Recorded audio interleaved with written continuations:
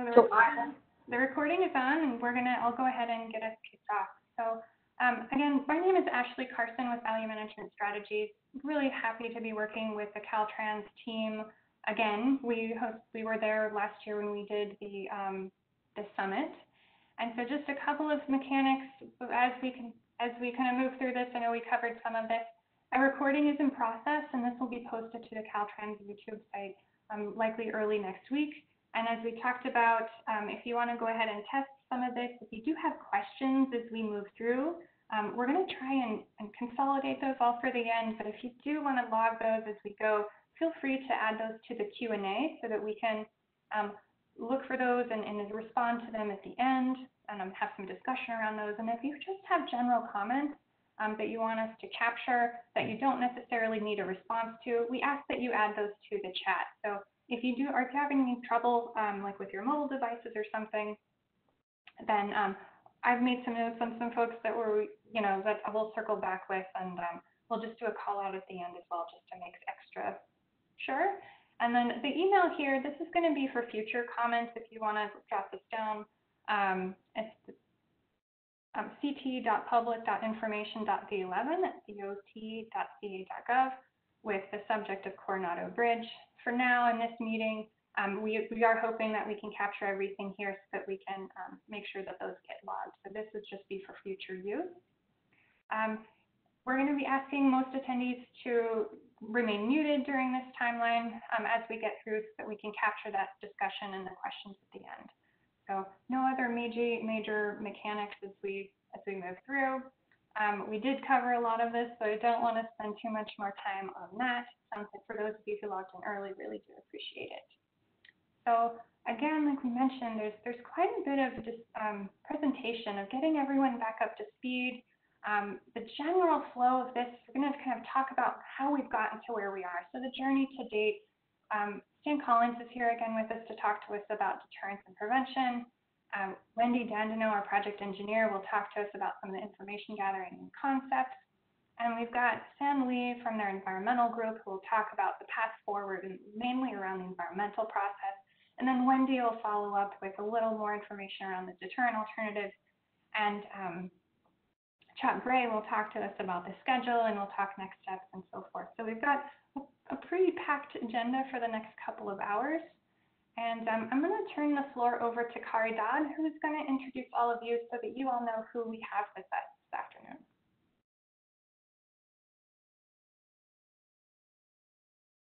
And so, Kari Dodd, I've given you the presenter role. You have the power. Thank you. There's still some folks that are having some difficulty, but we'll keep working with them. I will follow you after I do this brief introduction. So thank you for joining us here today.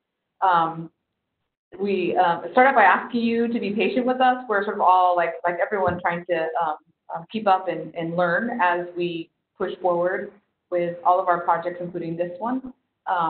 So Senate Bill 656, which is the reason that we're here today, and we'll talk a little bit more about, required Caltrans to bring together an advisory committee to provide input into suicide deterrent projects on the Coronado Bridge, and it specifically asks us to include specific stakeholders, and those I'm going to go ahead and just list those out so you know who's in the meeting chair with you. So on the legislative front, all of the state legislators that represent the Coronado Bridge are included and are here today, and thank you for joining us. President Pro Tem Atkins is here today, represented by Deanna Speen. Senator Ben Wesso is here. He's appointed Bertha Loaiza to be his representative, and I know that Erin Hickey is also from his office is also trying to call in, and we're working on her. Lucero Chavez is here from Assembly Member Lorena Gonzalez with Fletcher's office. Thank you for joining us.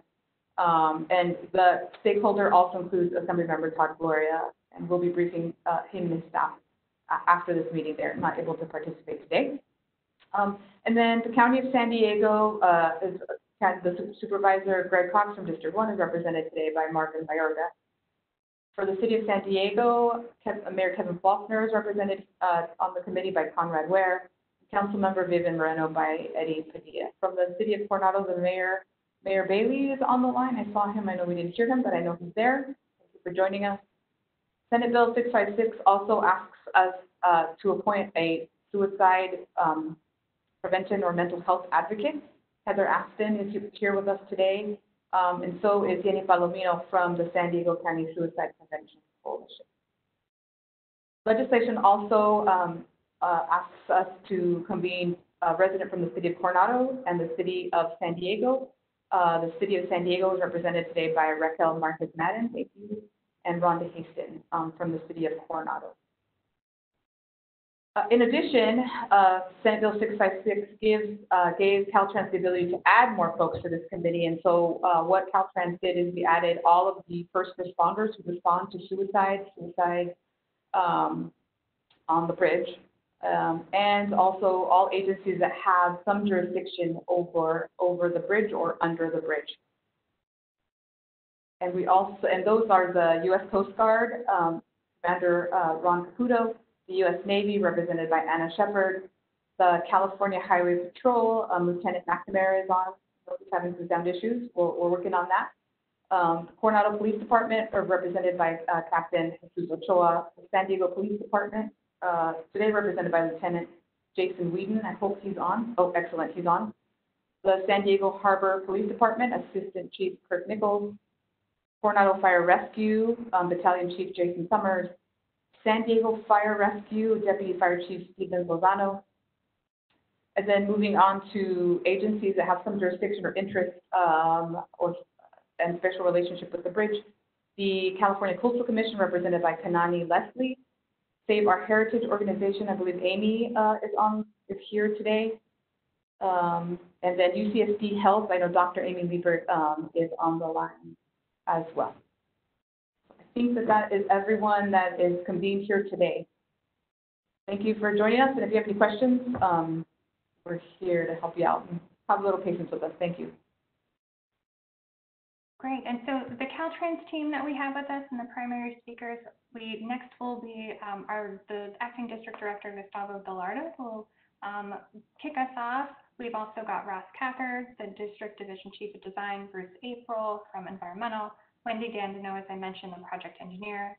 You just met Kari Dodd, who you know, Chekre, our project manager, and then of course Stanley, who will be talking to us about the environmental process, and Stan Collins. And then from our side, we've got Joey or Giuseppe Napoli, Ashley Hauser, who is not listed, and we've got Casey McLeod too, just to make sure that everything works perfectly, or as perfect as we can try to make it. So with that, I'm going to hand the baton over to Director Delarda to kick us off. Thank you, Ashley. Can everyone hear me all right? Perfect, thank you. So I'm Gustavo Delarda. I'm the Acting District Director here in Caltrans District 11, and I would like to thank you all for participating in the Coronado Bridge Suicide Deterrent Project Advisory Committee. Like all of you, we're all trying to figure out how to navigate and keep doing our jobs during the COVID-19 pandemic. So I wish that under a different scenario, we would all be meeting in person. Hopefully in future meetings, we can do that. But for trying to keep everybody safe, we're using obviously this virtual platform like we have been doing for all other things for the last couple of months. And it's important to keep projects like this going and not stop them because of this. So I would like to take a few minutes to give you an overview of what we're going to be doing today and what you should expect. But the project team that Ashley introduced will go into further details in their presentations. So a little bit of history. For many years, we heard from our community that Caltrans should find a way to stop suicides from occurring from the Coronado Bridge. It was and continues to be frustrating for many that Caltrans wasn't doing something to prevent suicides on the bridge. We have Caltrans, we have manuals, guidance, best practices, and rules for everything related to transportation, but not for building suicide barriers. So we struggle a little bit with this, and the engineering answer and the funding were not very clear to us when we started on this path. For a long time, we didn't really know how to approach this issue. But over the past 3 years, with help from many of you, we charted a path forward. Unlike many of our other projects, though, we're kind of on uncharted territory for us on a project that doesn't quite fit the transportation mold. But I do want to share with you that this project means what this project means to the people that work here at Caltrans. We're community members. We have family and friends, and as people, many, if not most, of our staff have been impacted by suicide, as many as you have here. So I hope that you will see that this project means a lot to us, to the Caltrans team. So the reason we're here today, like Caridad mentioned, we have a process that Caltrans follows to build a project. We completed a feasibility study which determined that it's feasible to build a suicide detention barrier on the bridge.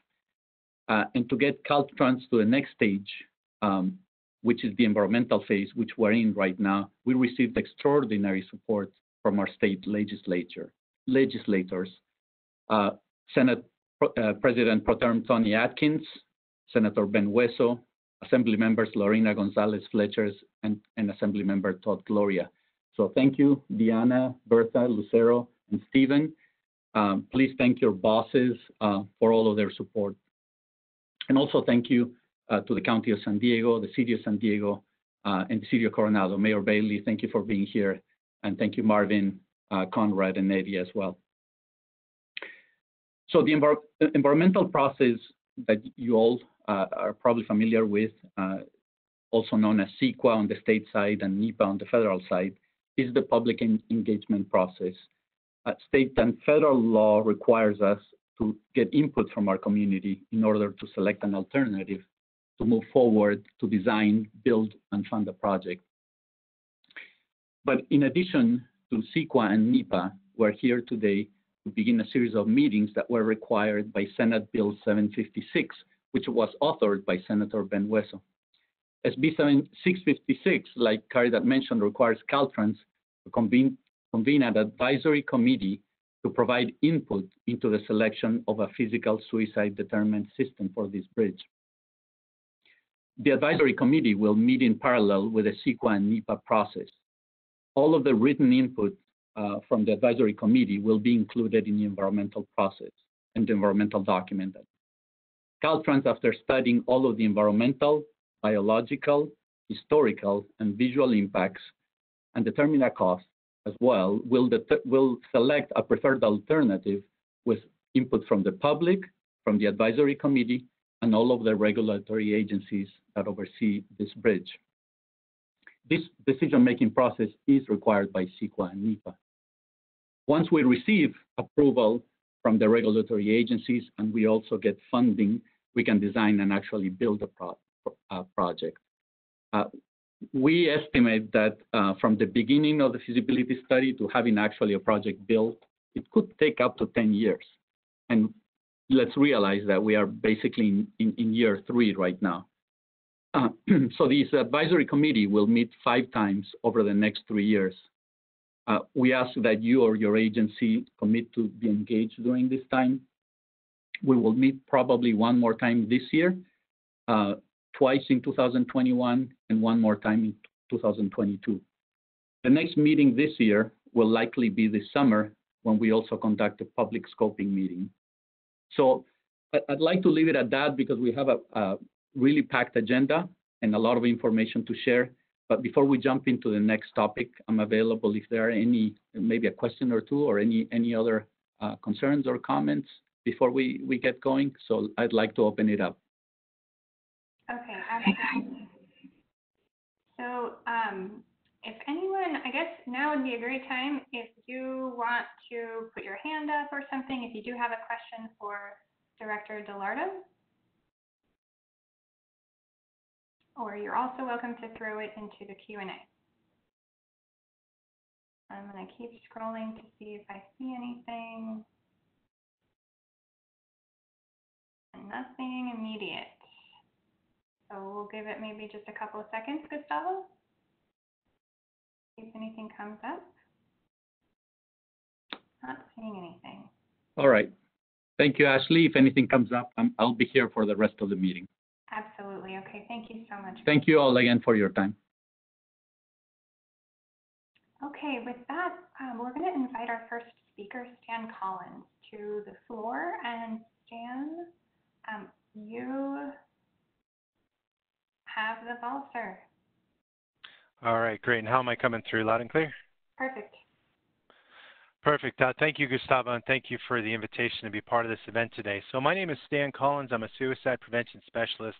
I work in many projects and efforts across the state, but also a lot here locally in San Diego. A little background on myself. I've actually worked in suicide prevention for about 20 years. I grew up and was raised in Poway, and my freshman year at Poway High School, I lost one of my best friends to suicide.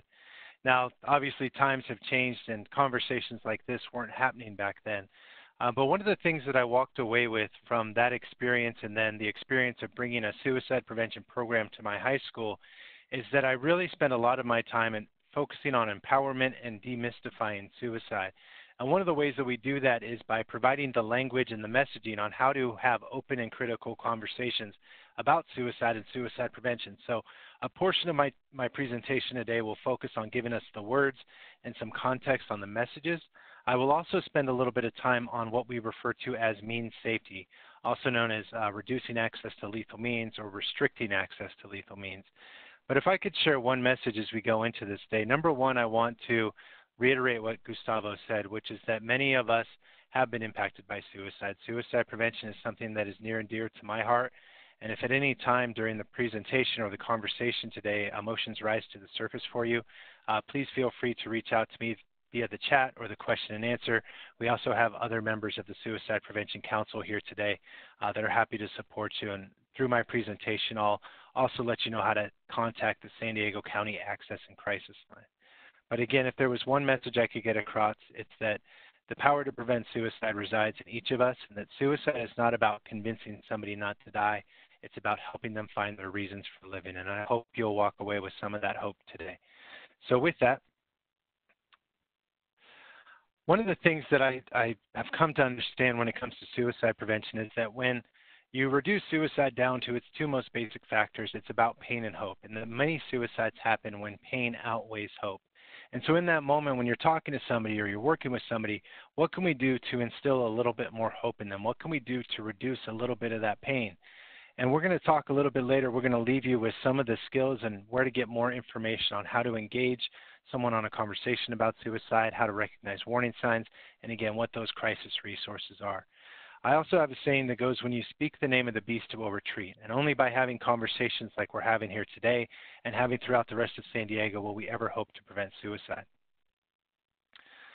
Now with that, I wanted to let you know that San Diego County is one of the few counties in California that actually has a strategic plan for suicide prevention. We were one of the first back in 2010, and ours has been updated as of 2018 to include updates to our strategies and efforts around suicide prevention. You can get more information on the Suicide Prevention Council at spcsandiego.org. And on the right side, you see an infographic that basically summarizes the 9 key strategies that we have. At about the 4 o'clock position, you see that means restriction, what I also refer to as means safety, is one of the key spokes in the wheel of suicide prevention.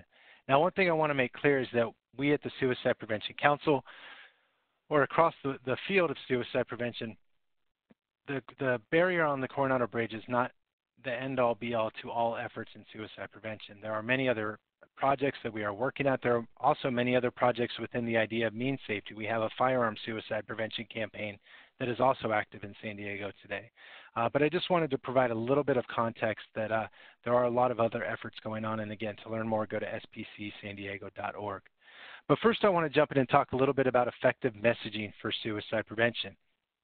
And with that, I want to start by sharing with you, through a partnership with the Suicide Prevention Council, as well as the Up to SD or Up to Us campaign here in San Diego, we took the national recommendations for reporting on suicide and we locally branded them with the Up to Us campaign, and we also simplified. So I'll be going through each of these recommendations as we move through the day, but just wanted to let you know that these do exist.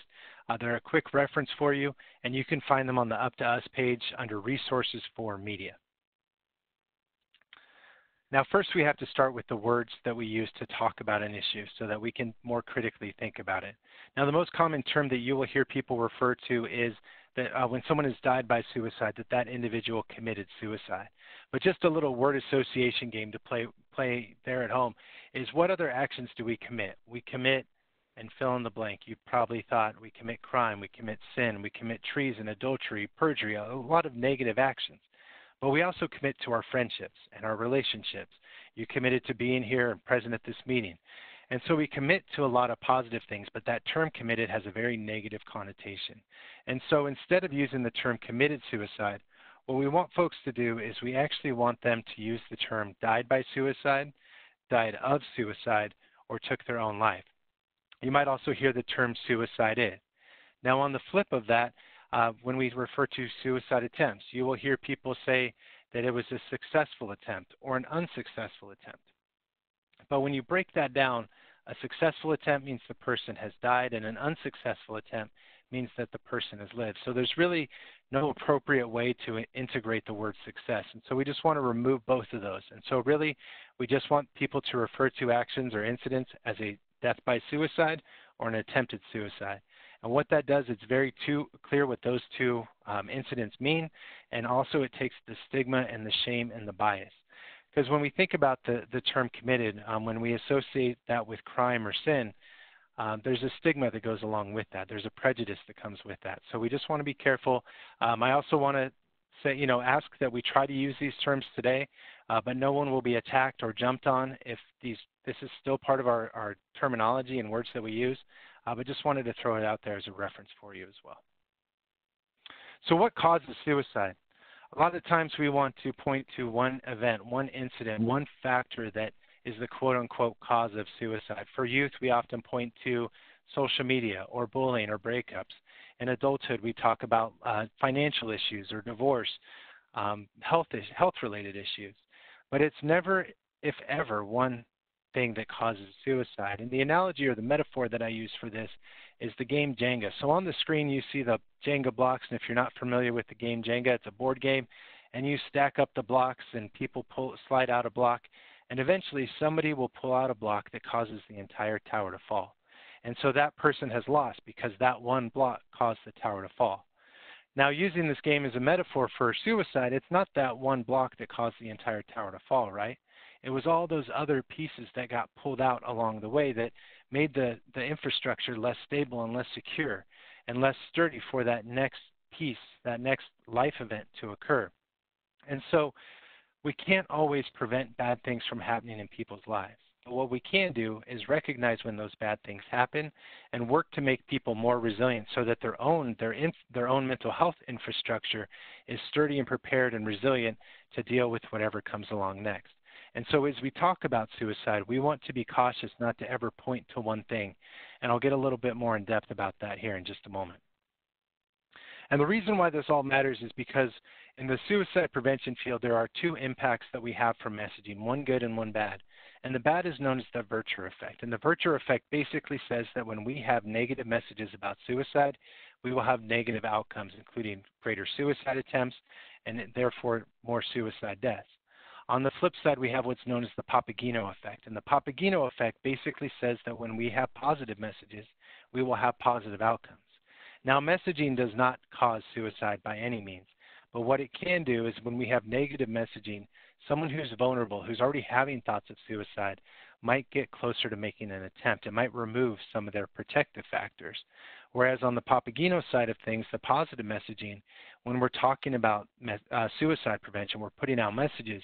If we're also letting people know what the warning signs and risk factors are, if we also let them know what resources are available, we might see an increase in help seeking. And so to break this down just a little bit further, on the next slide, you'll see some of the positive and then the unintended consequences. So with the positive, we'll see increased help seeking, destigmatization of suicide. On the negative, the things we're trying to avoid is imitative behavior, negative stereotypes, and a copycat effect when it comes to suicide. Now, when we're messaging about suicide, the number one thing that we can do, even if it is a very positive message about suicide prevention or focusing on a suicide prevention program, is just the nature of the topic is very sensitive to many people. And so emotions might rise to the surface. And so we want to ensure that people are aware of resources. Here in San Diego County, the San Diego County Access and Crisis Line at 888-724-7240. You can call that number anytime, day or night, 24 hours a day. And one of the the items I really want to encourage you to understand about how this resource works is it's not just for people in crisis. It's not like 911 where there is a threshold of crisis that you need to surpass before contacting them. If you're in distress, if you've had a bad day, if during this meeting today emotions rise to the surface for you, you are welcome and encouraged to contact them. They can not only talk to you and help you kind of decompress and stabilize, they can give you advice on how to help somebody else, or they can connect you to resources. You can also find more information at up2sd.org about warning signs and risk factors for suicide. You'll also see later the National Suicide Prevention Lifeline. We encourage people to distribute and promote the local access and crisis line, because the way the National Lifeline works is that if you have a cell phone from Texas, and so your area code is from Texas, when you contact the National Lifeline, you will be routed to a crisis center in Texas. Whereas if you call this direct number, although they are part of the Lifeline, and any San Diego area codes will be routed to them, you'll ensure that you're getting connected to a local crisis line. Now, when we are communicating about suicide, we also want to make sure that we're educating people. For much of my time in suicide prevention, when I first got involved over 20 years ago, many people were not talking about suicide or didn't realize how big of a problem it was. And so we were screaming from the rooftops saying, there is a fire over here, please bring water. But in a survey that was done a few years ago nationally, 94% Americans agreed that suicide is an issue. And it also agreed that suicide is preventable. So when we have people's attention, when we are having conversations about suicide, we need to use that opportunity to educate them.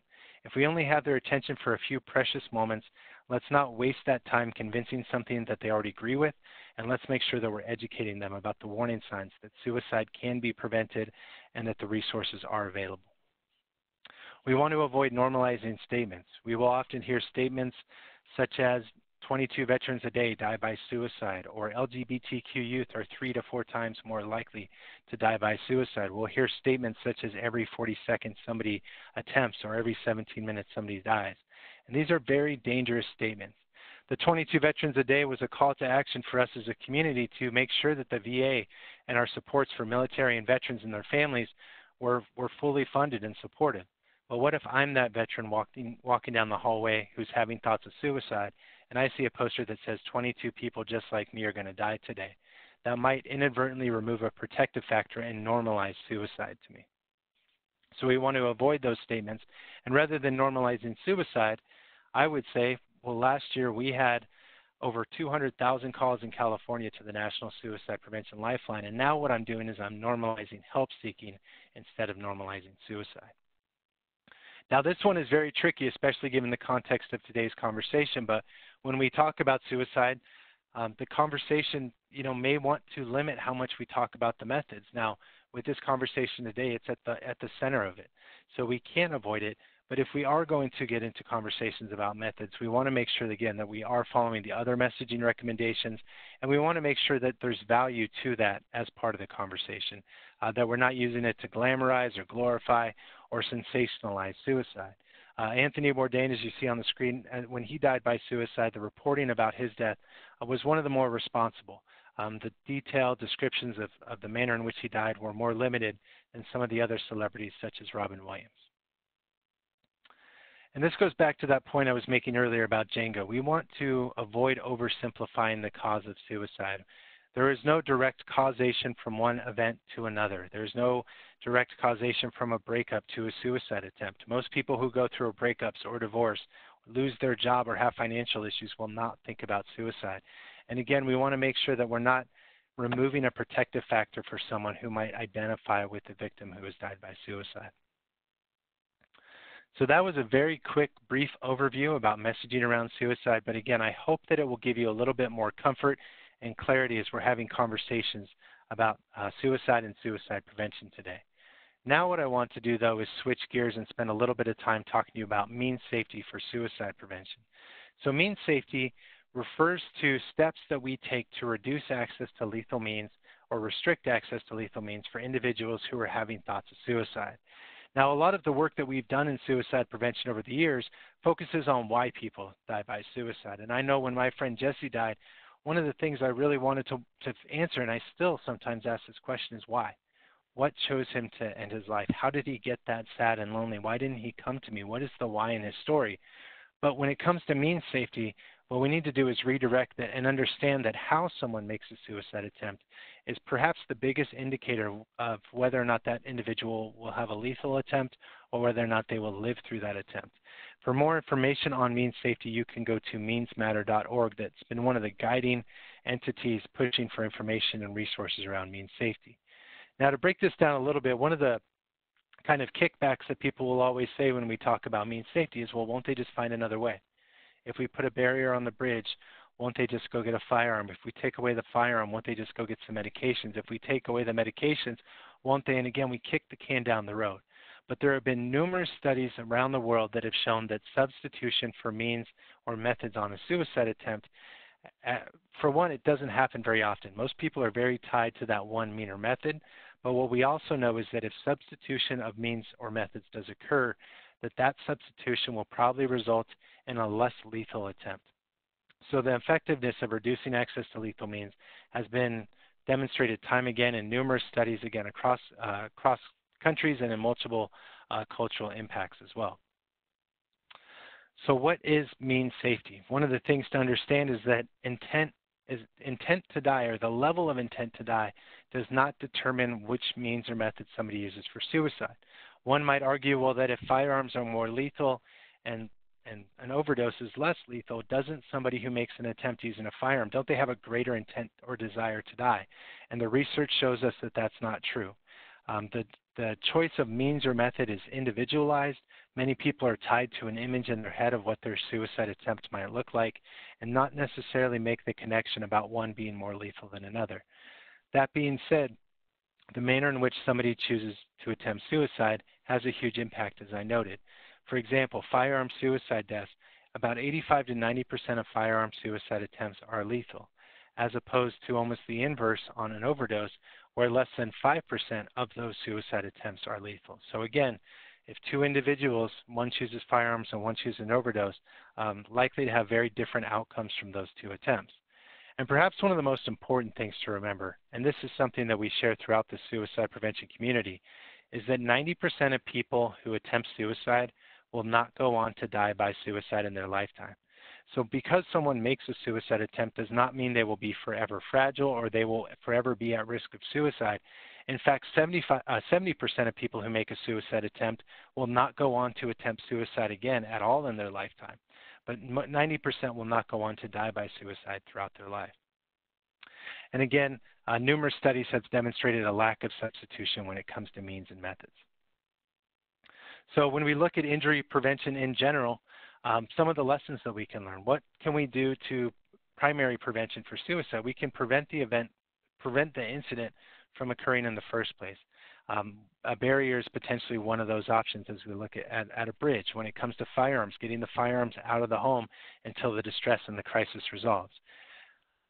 Step 2, or secondary prevention, is reduce the impact of that injury. If an attempt is going to occur if there is a substitution, how do we make those less traumatic? And tertiary prevention is to mitigate that injury. If an attempt does occur and the substitution doesn't happen or does happen, how do we make sure that there's rapid response, good care, and good follow-up care for that individual? So how do we restrict access? We put people in a safer environment. We put time and distance and barriers between the individual who's having thoughts of suicide and the means or methods. One of the things to reassure us is that although someone may deal with thoughts of suicide over a number of years, in that time period, there are likely only a handful of times when that person is actually capable of suicide. And so most crises last for about 30 to 90 minutes, so time is on our side. Whether it's a barrier, whether it's keeping firearms in a safe, we know that the more steps that someone has to take to get from where they are at to access to those means, the less likely they are to go through a suicide attempt. So basically every speed bump or hurdle that we put between them and the means reduces their chances of making a suicide, especially a lethal suicide attempt. And of course we make the attempt or the means less lethal. Another key component of restricting access or means safety is counseling on lethal means. Many people don't realize that healthcare professionals and behavioral healthcare professionals should all be trained, and there are trainings out there to teach them how to have conversations, how to ask somebody, well, if you're having thoughts of suicide, have you ever thought about how you would, and how to make a safety plan for that individual to limit their access to those lethal means. All right, with my few remaining moments, I've been asked just to give you a very quick kind of crash course in Suicide Prevention 101. Now, for more information, again, you can visit the up2sd.org website to learn about warning signs and risk factors. Statewide, we also have the Know the Signs campaign. Suicideispreventable.org and El Suicidio es Prevenible for the Reconoces las Señales campaign, our Spanish effort of that, where you can learn about warning signs, you can learn how to have a conversation. Through the Suicide Prevention Council, we also offer trainings on not only warning signs and risk factors, but how to have a conversation with someone. But if you forget all that I said here today, this is what I'm hoping you're going to walk away with. Yes, this effort to put a barrier or to not put a barrier on the Coronado Bridge is the focus of the day, or how are we going to get to that goal? But really, what can we do as a community and as a society to prevent people from getting there in the first place? And that's really where suicide prevention starts. And we do that by being comfortable and confident to have conversations about suicide. And so if you are worried about that someone you love is having thoughts of suicide, don't be afraid to ask the question, are you thinking about suicide? There's a lot of fears that we have that if we ask somebody, are you having thoughts of suicide, that it might put the idea in their head, or that the word itself is so dangerous that it can cause suicide to happen. When in reality, and through my years of experience in this field, I will tell you that every time that I've asked somebody, are you having thoughts of suicide, it's almost as if they immediately become less at risk for suicide, because now a pressure valve has been released. Now they have an opportunity to talk about this thing that has just been stuck inside their head. Now, when asking about suicide, you don't want to beat around the bush. You don't want to ask, are you thinking about suicide? Or you don't want to ask, are you thinking about hurting yourself? Or are you thinking about harming yourself? You want to be direct. You want to use the S word. Now, I've worked with even crisis negotiation teams, and they've come up to me afterwards and they've said, hey, we were in this location with this individual, and I asked him if he was thinking about hurting himself, and he kept saying no. Why would he lie to me? Because I know he was having thoughts of suicide. And I said, well, why didn't you just ask him if he's having thoughts of suicide? And this big, strong, burly, officer looked at me and said, well, I was scared. I didn't want to put the idea in his head. And so this fear is very pervasive, but the only way we will ever make a difference is if we talk directly. Second question we want to ask is, do you have a plan? Oftentimes, and one of our biggest conundrums is that we put everybody who is having thoughts of suicide into the same bucket. Whether someone has fleeting thoughts every once in a while about suicide, or whether they have overwhelming thoughts every day about ending their life, we put them into one bucket, and that is the suicidal bucket. However, what we also need to understand is that this is a spectrum. There's a lot of differences in the response and the treatment for one individual at this end is going to be different from the individual at this end. But one of the biggest determining factors in that is whether or not they have created a plan. And it's pretty simple, really. I'm going to be a lot more concerned about somebody who says, this is how I would, and I have it, these means or methods at my home waiting for me, than I would be about somebody who says, you know what, I haven't really thought about it. And a less intensive, a less acute response is needed for those individuals. Now, really, once we know that somebody's having thoughts of suicide, once we know whether or not they have a plan, that's really all that we need to know about suicide at that moment until we get them connected for further assessment. And so what I tell people to do is think about what is causing those thoughts of suicide. And I'm not talking about the event or the circumstances, but what is the emotion that is causing those thoughts of suicide? And again, it comes back to the pain. So let's pretend this. Let's pretend I am your 5-year-old nephew and I come to you and I say, Auntie, Uncle, I have a stomach ache. What kind of questions would you ask me about the pain in my stomach? You would ask me, well, how long have you been experiencing this pain? On a scale of 1 to 10, how bad does it hurt? When is the pain the worst? Is there anything that you can do to make it better? And what we're doing, if we translate those questions into the emotional pain associated with suicide, is now we are understanding what is driving those thoughts of suicide. Again, suicide is not about wanting to die. It's about not wanting to live with the pain that you're experiencing. Now, I wish that we had time to do breakout groups and get into a role play. But again, if you walk away with just the basis for these 3 questions, I think that you will feel much more confident and prepared if you are ever in a position to have a conversation with someone about suicide. Now, with that, once that conversation has occurred and you don't know what to do or where to go, you can contact the Access and Crisis Line. Another step that you can take with that individual in that moment is to create what's called a safety plan. And what a safety plan is, the analogy I would use for it is it's about teaching somebody to swim against the rip current rather than hoping that someone is there to throw them a life preserver. And with the safety plan, what we do is we first ask the person to identify what are your warning signs? How does your behavior change when these thoughts of suicide become overwhelming? What are some of your coping strategies? Is it journaling? Is it talking? Is it playing music? Is it exercising? What are some of the things that you can do to deal with those emotions?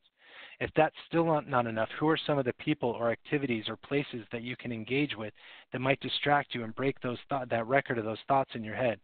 And then finally, if that still isn't enough, who are some other people that you trust along with me to know that you've been dealing with thoughts of suicide? And can we reach out to them and let them know that you're a part of this? Now on the screen, you see an image of what's called the My3. It's a mobile application that you can download for free on iPhone or Android. With that, you can also download a safety plan, print it out, and sit down with somebody. But just want to let you know that that's a wonderful resource. And if you are referring someone out to a mental health professional, please ensure that if you haven't already completed a safety plan, that they are doing a safety plan with them. Now, I mentioned these resources earlier and explained the difference between the local access and crisis line versus the national lifeline. Our local crisis line also has a chat function Monday through Friday from 4 p.m. to 10 p.m. And another wonderful resource that is a separate entity is the crisis text line. So by texting home or help or hello to 741-741, you can be connected to a 24/7 crisis counselor as well. So with that, I'm going to let you get back to your agenda for the day, but I hope you walked away feeling a little bit more comfortable and confident to have the conversation. So thank you for your time today. Okay, great. Thank you so much, Stan. So we're going to hand the floor over to Wendy Dandino, who's the project engineer, and she's going to take us from here.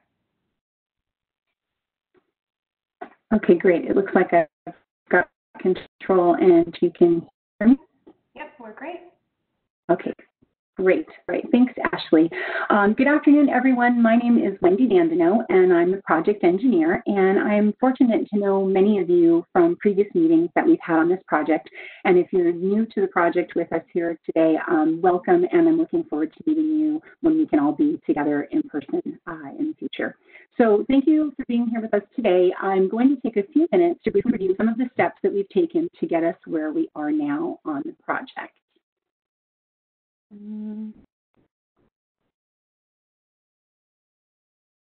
So I started with this project back in 2017 when we began the feasibility study. The purpose of that study was to analyze the feasibility of various physical suicide deterrent systems that would be suitable for the San Diego Coronado Bridge. We accomplished this in two main ways. The first way was to educate ourselves by examining suicide deterrents on other bridges and structures worldwide, and then identifying the constraints that we would have to consider when looking to install something on the bridge. Those were in the categories of environmental, maintenance, structural, and funding availability. The second way was through engagement and input, both with our external stakeholders and the public. During the course of the feasibility study, we had many meetings and also received several rounds of input that helped us to develop the 9 physical suicide deterrent concepts that were suitable for the San Diego Coronado Bridge and that we featured in the study. We completed that study in May of 2018.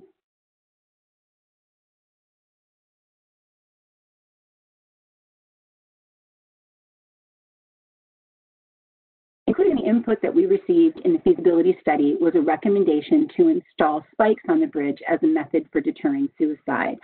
The department was able to determine that both the cost of the spikes and the level of environmental document that would be required to receive clearance for installation were significantly less than that of the other alternative concepts. So as a result, we were able to install spikes on the bridge rail as an interim measure for a period of 5 years. That installation happened in late February and early March of 2019. As part of the interim spike installation, Caltrans also committed to gathering data to determine if the spikes were effective in preventing suicides. That evaluation period was anticipated to be 5 years. Our sources of data are the San Diego County Medical Examiner's Office, as well as incident reports captured by our Transportation Management Center. As I mentioned before, the spikes were installed in early March of 2019. The time period is short and the amount of data is still very limited, and therefore it is much too early for us to gauge the effectiveness of the spikes as a deterrent to prevent suicides. A total of 13 fatalities occurred during the 14 months of post-installation data that we have obtained. During that same period, 15 individuals were detained by law enforcement. Caltrans staff are not in any way experts in understanding and evaluating this type of data. When a larger sample is available, Caltrans will employ an expert to help us understand the significance.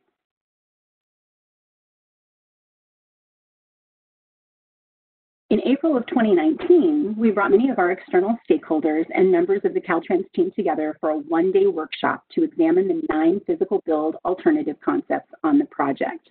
Through the course of that day, we learned about effective messaging for suicide prevention and means restriction. We explored constraints and brainstormed solutions, and then we rated and ranked the alternative concepts based on prioritized performance criteria. But one of the most important outcomes of that day was partnerships and strengthened lines of communication that we established with our external stakeholders, many of you who are still here with us today. The input that we received at that meeting helped drive the decisions that we made as we continue to move forward.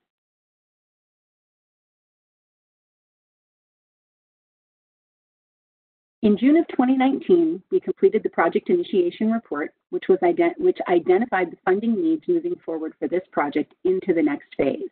This document included 10 physical build alternative concepts.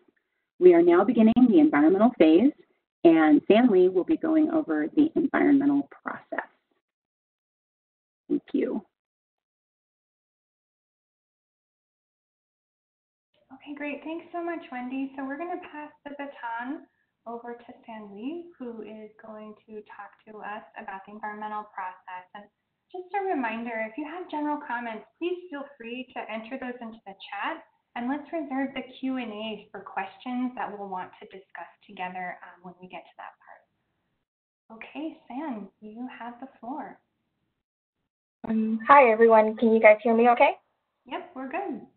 Okay. All right. My name is Stanley, and I'm the environmental planner on this project, and it's good to see some familiar names again. So for my presentation, I will be going over 2 topics. I will be introducing environmental laws that pertain to this project and how the environmental process, specifically public engagement, and how you as stakeholders can get involved. So let's start with environmental laws. What are they and what do they include? Environmental laws protect and preserve many natural resources, such as endangered species, migratory birds, bodies of water, such as the San Diego Bay, the animals and plants within these waters, and coastal and scenic views. Environmental laws also protect resources within the human environment. These include historically significant structures like bridges and buildings, including the Coronado Bridge, parks and recreational areas, human health and safety, and that includes both long-term and during construction. But the 2 most important environmental laws that you might be familiar with are the National Environmental Policy Act, NEPA, and the California Environmental Quality Act, CEQA. They're commonly known as umbrella laws, and what they do is they establish a process that incorporates requirements and analyses from other federal and state laws into one streamlined decision-making process. The intent behind those laws is to promote efforts to eliminate or reduce damages to the environment while also considering social and economic effects. Decision-making process. And what is that? How can you be a part of it? What else is part of NEPA and CEQA? This is where public engagement comes in. In this next section, I'll go over the importance of public engagement and how you, the stakeholders, the public, other interested parties and individuals can get involved. Let's start with NEPA. Per the Council of Environmental Quality's 2007 guidelines, the NEPA process gives the public an opportunity to review the project, provide comments on topics such as alternative solutions, analysis of environmental impact, and possible mitigation of potential harmful effects. CEQA also talks about public engagement. So per the CEQA guidelines, public participation is mandated and is considered an essential component of the CEQA process.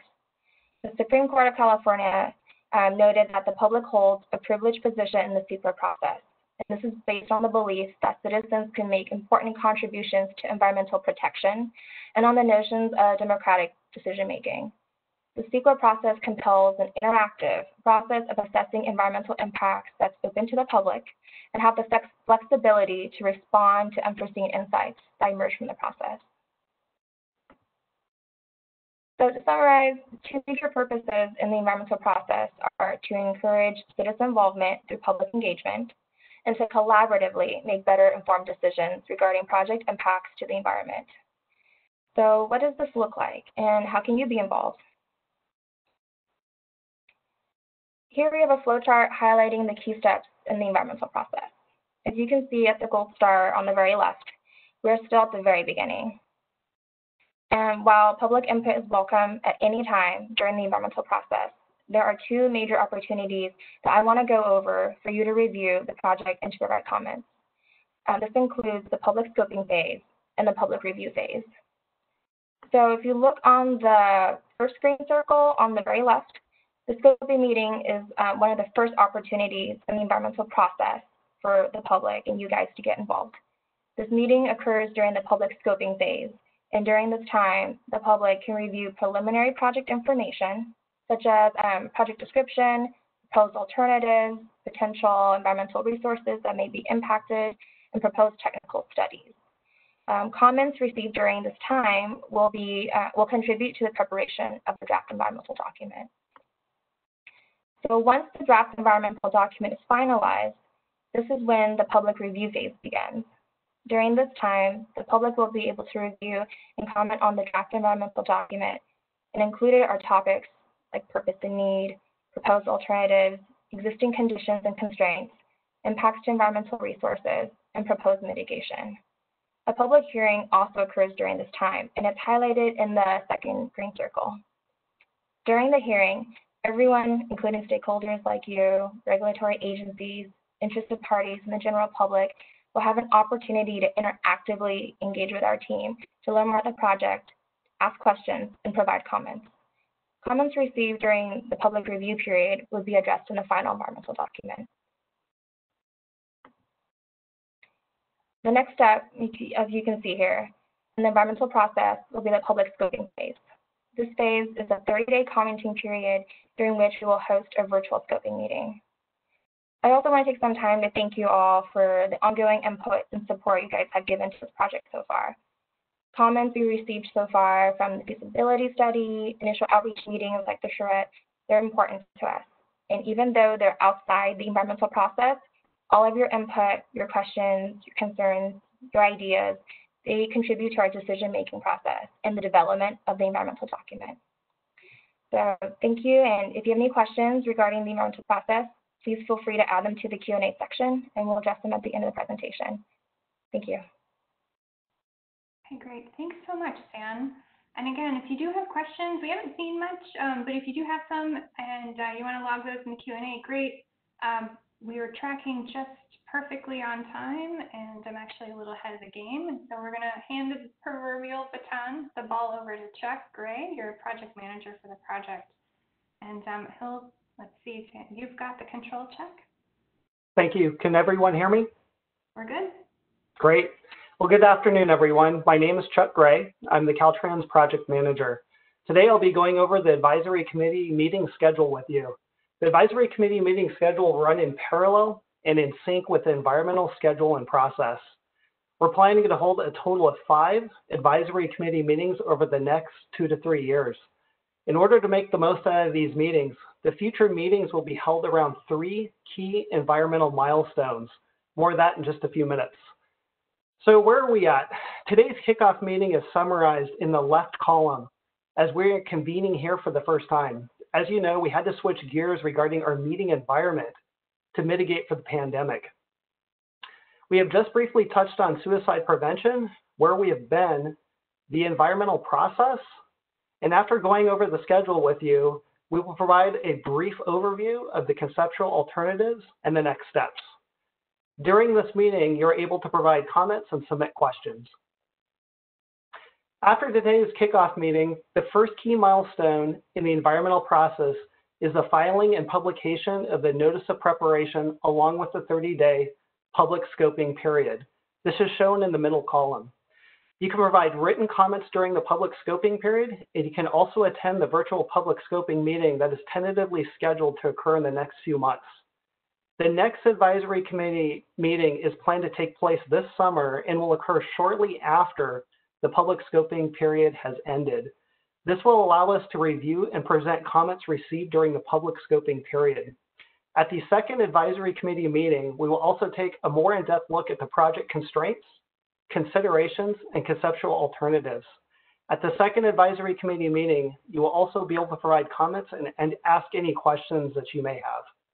Between the second and the third advisory committee meeting, we will have completed the draft environmental document.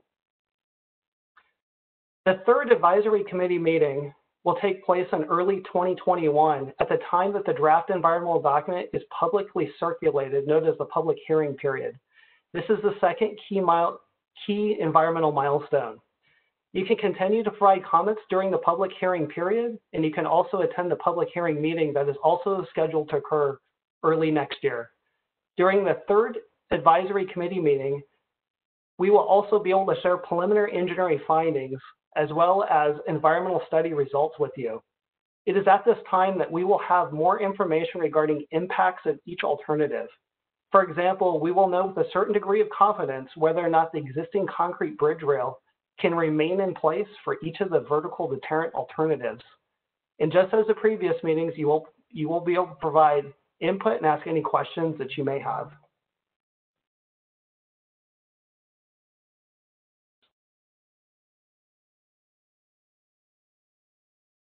The fourth advisory committee meeting will take place in the middle of 2021 and will occur after the draft environmental document public review period has ended and after we've reviewed and responded to all of the comments received during the public hearing period.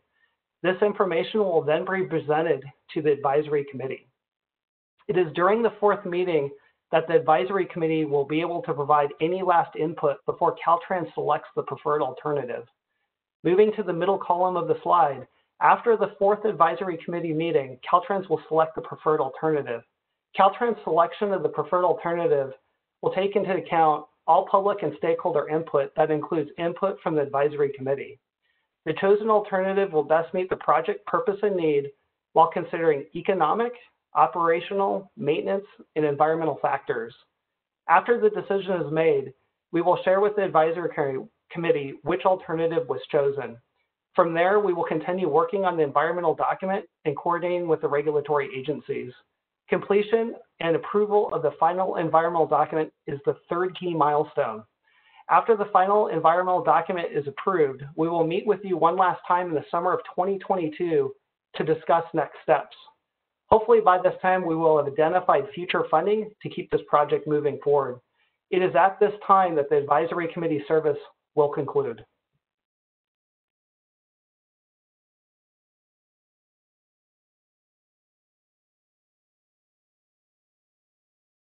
Oh,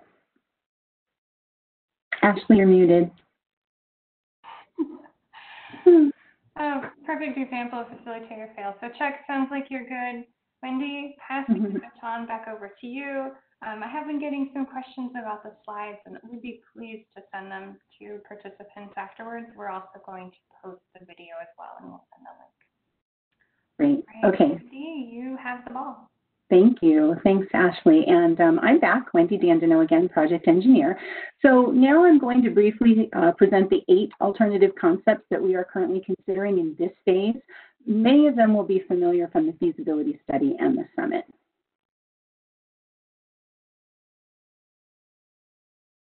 This alternative concept is a wire mesh fence. It's a stationary fence at a 7.5-foot height, and that's above the bridge rail. It would consist of a wire mesh with maximum 1-inch openings.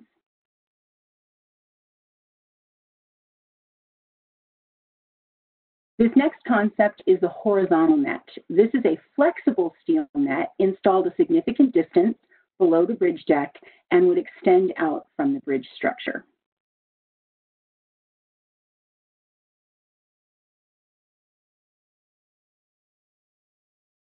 This next concept is the pivoting wire mesh fence. This is a movable fence in sections, again 7.5 feet above the bridge rail. The fence panels would pivot down with the use of a crane truck. It would consist of wire mesh with maximum 1-inch openings.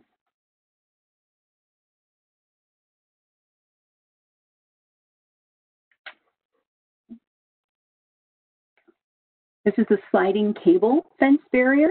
It is also a movable fence in sections, 7.5 feet above the bridge rail, as you may have guessed, with fence panels that actually slide down. And it would consist of vertical cables that would be spaced approximately 4 inches apart. This next one is the reverse folding wave barrier. It's also a movable fence in sections, 7.5 feet above the bridge rail. The fence panels first fold into themselves before then folding over the bridge rail. It would consist of a wire mesh with openings a maximum of 1 inch. This next alternative is the vertical net. Now, we have 2 alternative concepts for the net that are currently being considered. Both concepts would be 7.5 feet above the bridge rail and consist of a lightweight flexible net with maximum 1-inch openings. The first concept, which you see on the left, is that the net would be attached to vertical supports and be able to be dropped down like a curtain. The second concept is on the right, where the net would be installed in lightweight removable sections.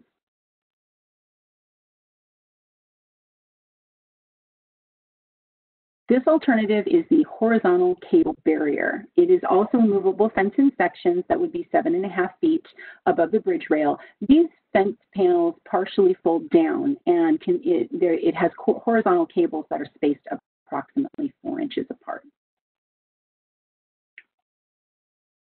The last alternative is a no-build alternative, and basically that just means that we would not be installing anything on the bridge. All projects need to consider a no-build option.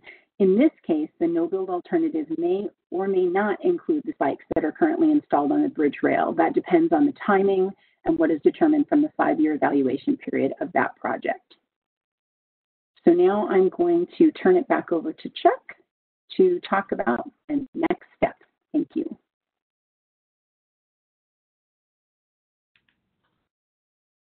Thank you, Wendy. Hello, everyone. So this is Chuck Gray again, Caltrans Project Manager. I'm here to talk about the next steps. In the next few weeks, we'll send you a copy of all the public comments received during this meeting. Second, we're going to notify you of the notice of preparation when that's published. The notice of preparation will include information regarding the 30-day public scoping period, and also it will have information regarding upcoming public scoping meeting. This summer, we'll also be sending you an invitation for the next advisory committee meeting.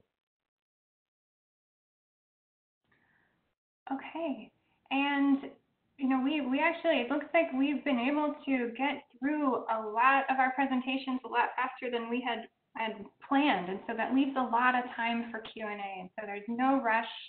We haven't seen very many questions come in, and so I'd love to open the floor to anyone that wants to follow up on anything as part of the environmental process schedule, any of the deterrent alts, or even any questions for Stan Collins, anything about prevention, deterrence, or anything like that. And so you're welcome again to put it in the chat. You could raise your hand, and I'll be happy to unmute folks if, and so we can have some dialogue as a group.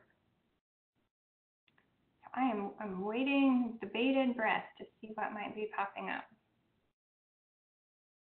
And for those of you that are on your mobile device, there's an ellipse that'll show up next to the mute and the camera buttons that you can click on, and that'll show up your Q&A function. And then also the participant, a little person up at the top right corner, you can click on that, and the raise hand function will be under that menu. Okay, so I'm going to go ahead and do a couple of scans. And also, we knew there were some folks who are having some difficulty. So Deanna, I'm going to unmute you briefly and just to check in and see if you have any questions that we might want to answer. So Deanna, can you hear us? Oh, I don't have any questions. You're good to go. Okay, just wanted to check. Thanks so much. Also had notes, Jason, I know you were able to get that to work, so we should be good to go. And I think Anna was one. Anna Shepard, I have unmuted you. Did you have any questions that we could answer? No, I don't at the moment. I think, we'll, in the scoping, we'll want to address any potential impacts to naval operations, but no questions at this time. Thank you for including us. Yeah, absolutely. Thanks for being here. Okay, it does look like we have one question. And so, Yenny, I'm going to go ahead and unmute you. We've got lots of time to cover any questions that people may have. So, Yenny, the question, it sounds like you had a question around funding. Yeah, I just, sorry if I missed it, but I was just wondering if you guys mentioned at all how the funding for the bridge would be happening, or how would we, or if that's part of these discussions. Yeah, great question. And so I'm going to toss it over to the team. Who would like to tackle this one?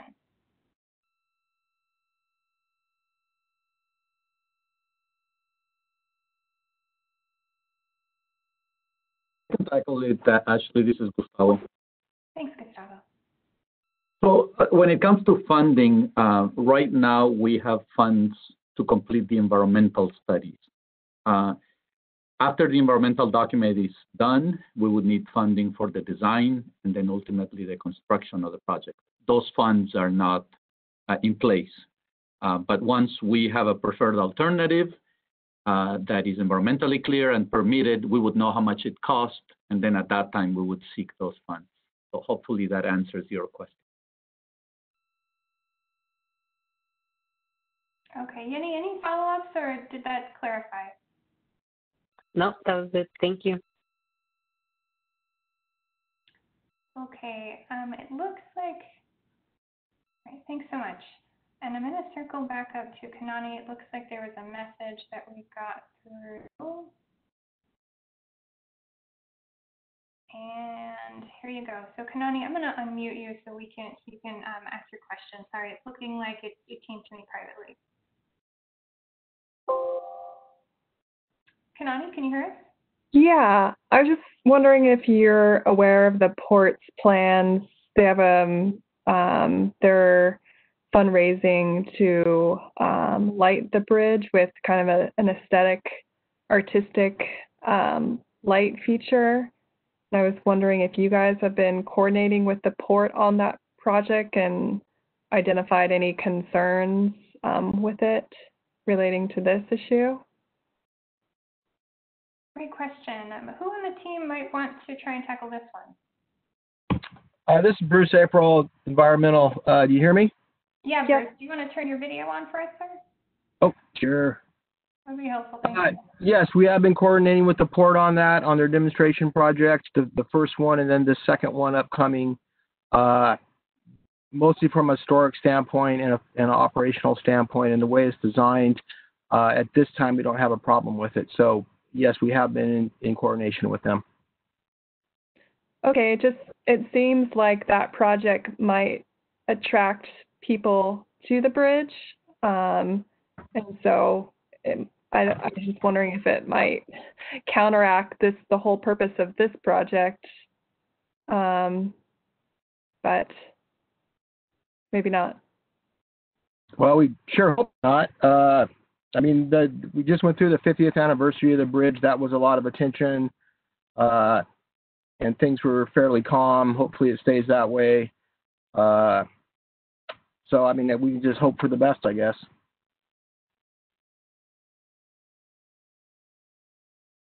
Right. Okay, awesome. Thanks, Connie. Anything else? That's it for now. Okay, great. Thanks so much. It looks also like there was a question from Rhonda. So I'm going to, Rhonda Haston, you are unmuted. You had a question regarding the bird strike, it sounds like. I do. Yes, thank you. So I don't know, 5 or 10 years ago in Japan, they were having a big problem with suicides off of their train platforms. And they installed this LED blue light system. And it was long-term very successful in reducing the suicide rates there. So I know you said that we have a 5-year assessment time frame for this bird spikes. Would it be possible to install blue lights for the same purpose over here? I know it would only be probably effective at nighttime, but my data supported that these suicides occur during the day as well as the night, 50-50. Would that be something that could be maybe considered? Okay, and Stan, others on the team, how would you like to address this one? Stan, you're muted.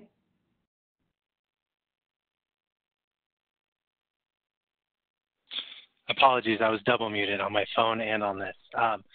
So Rhonda, thanks for bringing that. For one thing to consider as far as the effectiveness of the blue light, there has been some debate about the research and the evaluation of that, because there were other factors that were at play there. It wasn't just the blue light, there were other measures that occurred. So again, kind of similar to, the conversation about the barrier, it's not just the barrier that we want that would potentially prevent suicide. It's other initiatives that are going on. That being said, it would be, that was also in an indoor location, and so whether that effectiveness would apply to an outdoor location would be up for debate. And to the Caltrans team, I'm happy to share the research, or Rhonda, you can share that, but I just wanted to say that from what I've read, there also is some debate about whether it was correlation or causation resulting from the blue light. I understand. Okay, great. Anything else, Rhonda, while you have the floor? Actually, well, I would like just to. Wait, sorry, wait 1 second. Can you hear me? Did you have a response to that also before we shift gears? I do have a response, and we've talked about the blue lights before, and Bruce and Sam can jump in and correct me, but any change on the bridge requires some environmental clearance. So what we're doing is pushing forward with this project as a solution versus looking for those. And the interim is a spike. So I don't know if you want to explain that a little. I think better explained by Bruce or Stan why we still have to run through clearances. And so really just adding to the time for putting something and moving forward with a particular project on the bridge. Can you hear me? Yes. Yes. Okay. Well, if it's going to delay the project at all, that's definitely not my idea. That's not the solution. Hi, this is Stan. Can you guys hear me? Yes, we can. And Kaya, that's absolutely correct. Any physical changes that happen on the bridge will have to go through the environmental process. Okay. All right, great. All right, what other questions might be out there? Rhonda, was there another follow-up that you wanted to ask? No, I don't want to delay the project, that's for sure. Okay, understood. All right, great. Let's see what else we have plenty of time to answer any questions. We had reserved the time until 4 o'clock on everyone's calendar, so please definitely don't feel shy. I'm not seeing any hands go. Oh, we do. Amy, thank you. You have been unmuted, Amy. Awesome, thank you. I'm sorry if I missed this in the presentation, but I was curious that some of the panels on the options are collapsible, and I'm wondering under what circumstances we want to remove a barrier, giving people opportunity. Yeah, great question. Wendy, is this one that you would want to tackle? Sure, I can answer that. Hi, Amy. Thank you so much for that question. We're going to be getting into that a little bit more in a future meeting, talking about some of the constraints and some of the reasons that the concepts were developed the way that they were. But a quick answer is mostly for maintenance access. Maintenance has to do a lot of operations to maintain the bridge, and a lot of it involves having access off the side, either for scaffolding or for bucket trucks that need to go under to inspect the bridge, other things like that. So in a lot of discussions that we've had with them, they have a need to be able to have that access, and because the closure windows for traffic closures on the bridge are short, it needs to be quickly employed so that they can actually do the work within their short closure window. So that's why some of those alternatives were developed, those concepts were developed to be able to move some of those panels. But we definitely are making sure that we're communicating with our structures group that there would need to be locking mechanisms on those, different kinds of things. It wouldn't be something that anybody could just go up and move. It would require either special equipment or something like that. Does that answer your question? Yes, thank you very much for that explanation and answering my next question, which was how do we make sure that other people can't open them? So thank you. Oh, okay, good. Thanks. Okay, great. Thanks so much, Amy. And let's see, it looks like we've got Raquel. I'm going to find you in the list here. Okay, Raquel, can you hear us? Yes, can you hear me? Yes, we can. So I was just wondering, with the different proposals and different concepts, is there a range in pricing on all those? Which one's the least expensive to maybe the most expensive? Hi, Raquel. Thanks for that question. I can answer that.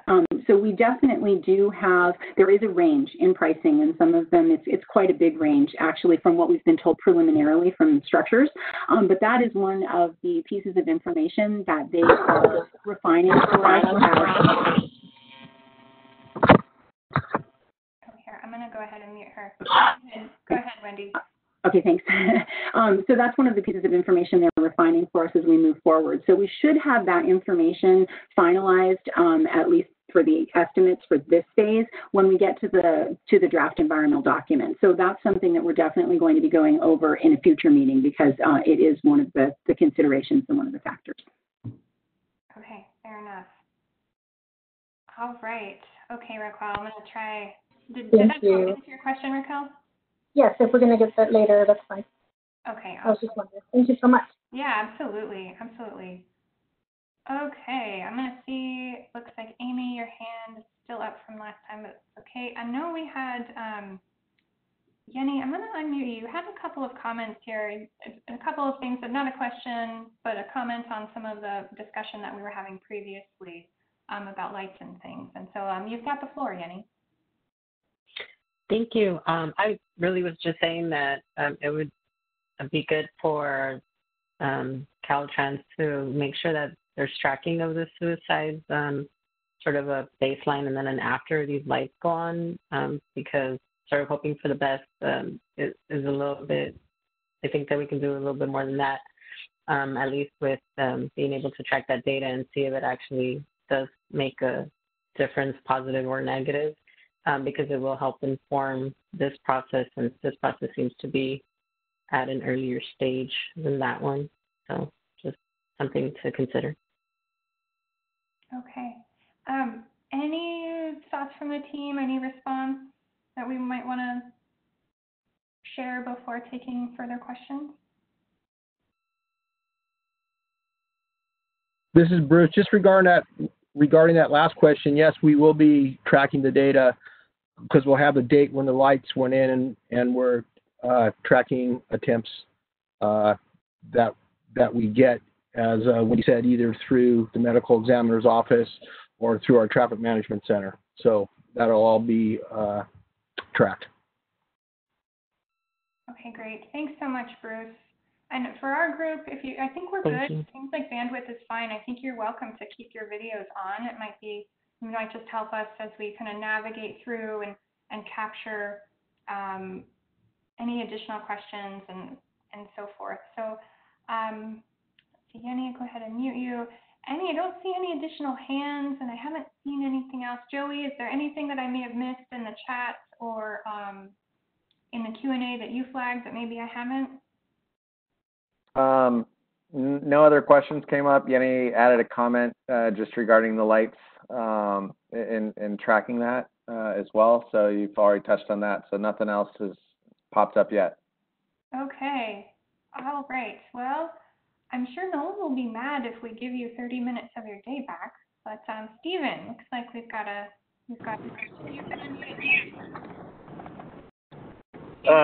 Hi, everybody. This is Steve Lozano from San Diego Fire, and just sorry the muffled voice, but I have a mask on, of course, during this COVID time.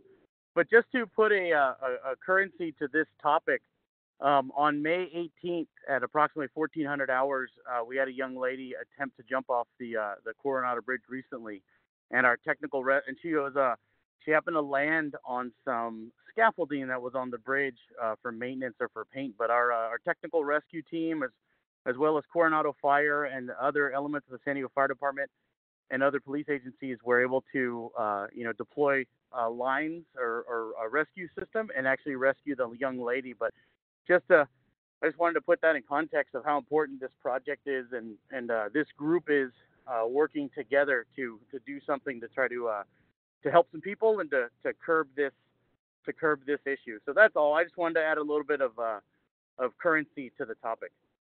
Thank you. Yeah, thank you. Thank you. I know it weighs very heavy on our team as every time we do call, so I appreciate the comment with that. Okay, any additional comments or questions? I don't see any additional hands. I'm going to go ahead and check in with our phone callers and make sure that they're good to go, since I know some of them don't have quite all of the usability. So this will be a little bit of an adventure, but this first one is only identified to us as call-in user 2. So you have been unmuted. If you're on the phone and you have a question, I'm not sure who it is, but I'm willing to take the risk. So any questions? Nope. Okay, I'm going to go ahead and try this one. All right, this one is call-in user 4. Not sure if it would show up. Okay, nope. All right. Any other questions or comments? I'm not seeing anything. Joey, anything in the chat or the Q&A? Nothing new.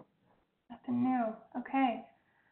Well, gosh, we were so anxious about wanting to make sure that we were able to get everything in. We were going to be closing out 30 minutes early. So I think that could be a lot worse. Better 30 minutes early than 30 minutes late, right? Okay, well, if there aren't any additional questions and no additional comments or anything, I'm going to look to the team for a second and see if there are any follow-ups or anything we want to add before we close out. Ashley? Yes.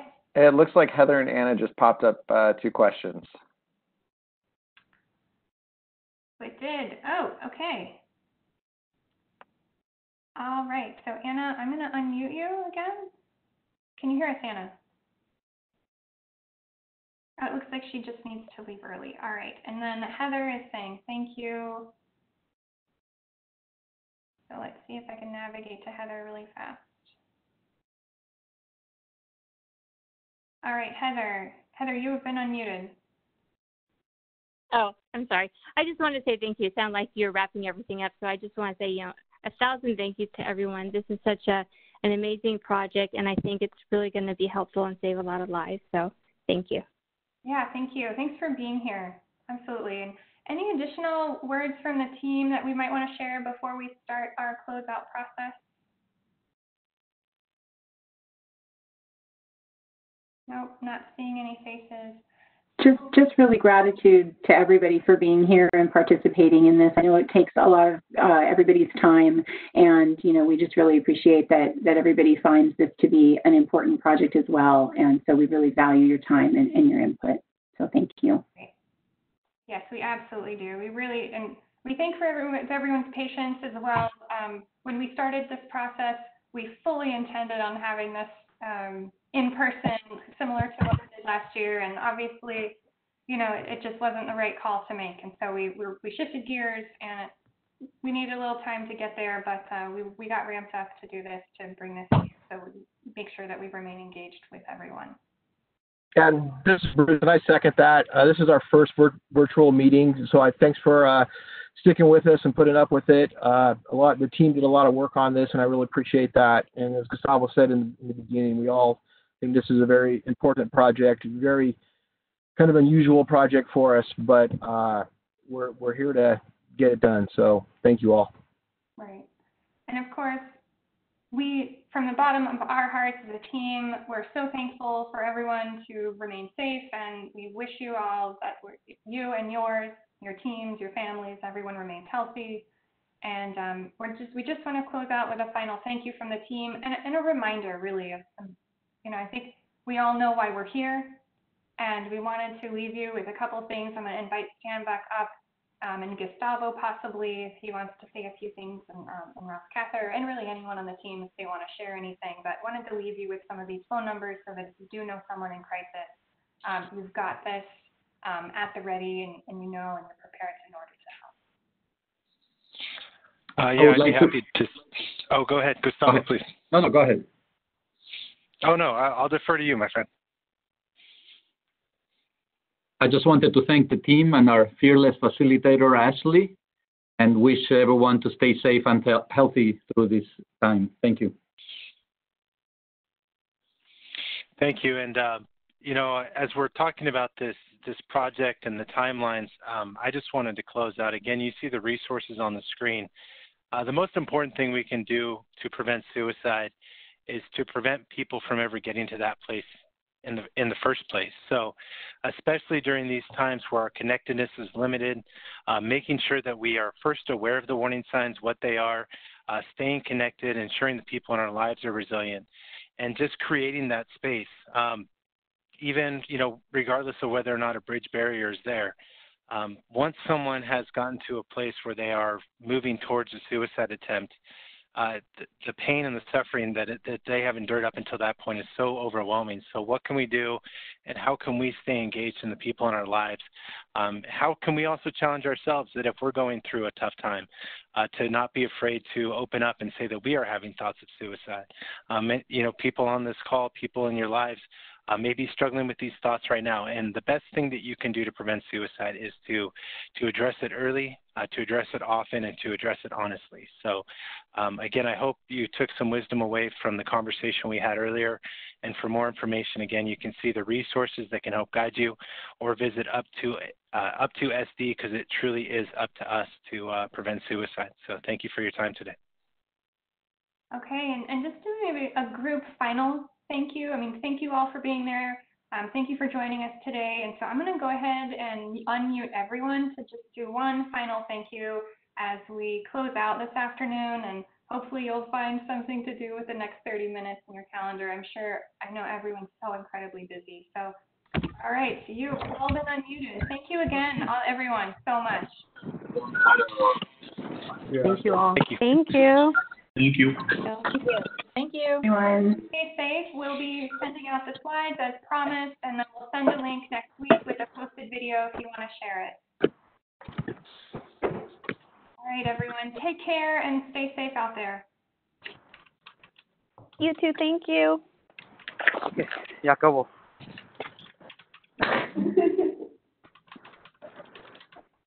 All right.